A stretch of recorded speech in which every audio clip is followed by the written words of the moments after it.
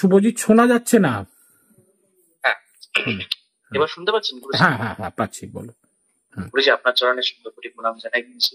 গুরুজি, থেকে শুভজিৎ বিরাজ করছিলাম। আগের বার যে রিচুয়াল আপনি দিয়েছিলেন, সেই রিচুয়ালটা করে আমার বাবার যে একটা সমস্যা যেটা মানে অ্যারাইজ করেছিল, সেই সমস্যাটা কিন্তু মানে প্রায় পুরোটাই সরে গেছে। মানে যেরকম ভাবে হওয়ার কথা ছিল সেটাকে বাইপাস করে মানে সম্পূর্ণরূপে গুরুজি করে দিয়েছে। মানে আমরা মানে ভাবতে পারিনি যে সেই রিচুয়ালের পাওয়ারটা এতটা শক্তিশালী।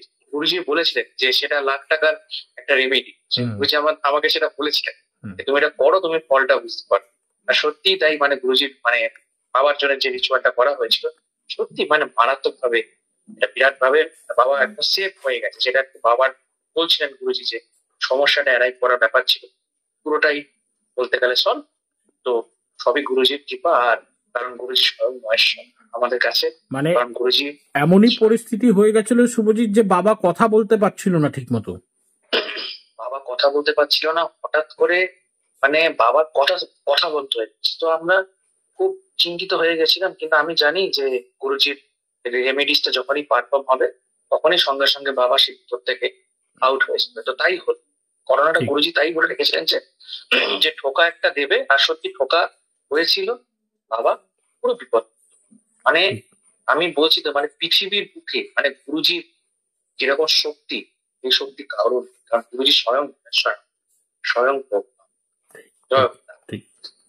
শুভজিৎ, আজকে আমরা সরাসরি অনলাইন কনসালটেন্সি করলাম। এক অদ্ভুত ঘটনা, অলরেডি একটা বই বার করা হলো নীল রঙের, এবং অলরেডি তোমার কতগুলো ঘটনা বলে দেওয়া হয়েছিল আগের বারও, এবং আজকে যেগুলো কনসালটেন্সি করা হলো, সমস্ত কনসালটেন্সির উপর কনসালটেন্সি হতে হতেই একটা দুর্ঘটনার খবর আসে। যাই হোক, আমি ওটা প্রকাশ্যে আনবো না, কিন্তু যেই ঘটনাটা ঘটে গেল, সত্যিকারের যেভাবে চলে গেল পৃথিবী ছেড়ে, সেটাও অলরেডি বলে দেওয়া হলো, এবং সেই সময় সেই ব্যাপারটাই বলা হচ্ছিল, এবং তারপরেই ফোন আসে এবং সেই ঘটনাটা ঘটে।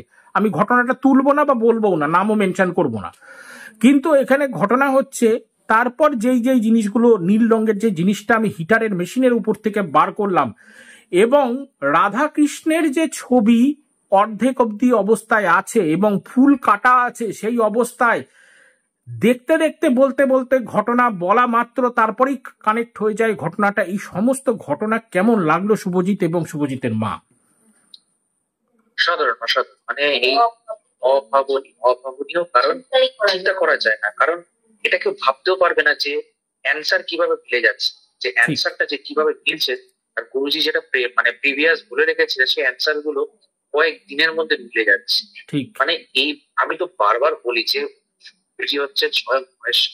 আর একটা মানে কেউ না দেখলে বুঝতে পারবে না কিভাবে জিনিসগুলো হচ্ছে। মানে সবচেয়ে বড় ব্যাপার শুভজিৎ এবং শুভজিতের মা, যে আজকে আমরা কথা বলতে বলতে দুর্ঘটনার খবর চলে আসে, এবং তাকে নিয়ে অলরেডি বলা প্রেডিকশন।